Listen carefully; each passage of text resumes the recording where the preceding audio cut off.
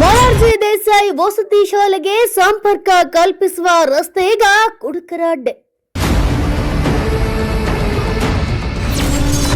ರಾಣೆಬೆನ್ನೂರು ನಗರದ ಕಾಟೇವಾಡಿ ಡಾಪದ ಪಕ್ಕದಲ್ಲಿರುವ ಮೊರಾರ್ಜಿ ದೇಸಾಯಿ ವಸತಿ ಶಾಲೆಗೆ ಸಂಪರ್ಕ ಕಲ್ಪಿಸುವ ರಸ್ತೆ.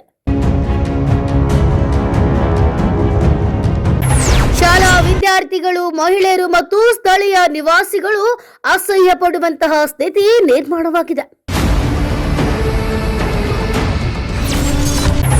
ಸಂಬಂಧಪಟ್ಟ ಅಧಿಕಾರಿಗಳು ಕೂಡಲೇ ಕ್ರಮ ಕೈಗೊಳ್ಳಬೇಕೆಂದು ಸಾರ್ವಜನಿಕರ ಆಗ್ರಹ.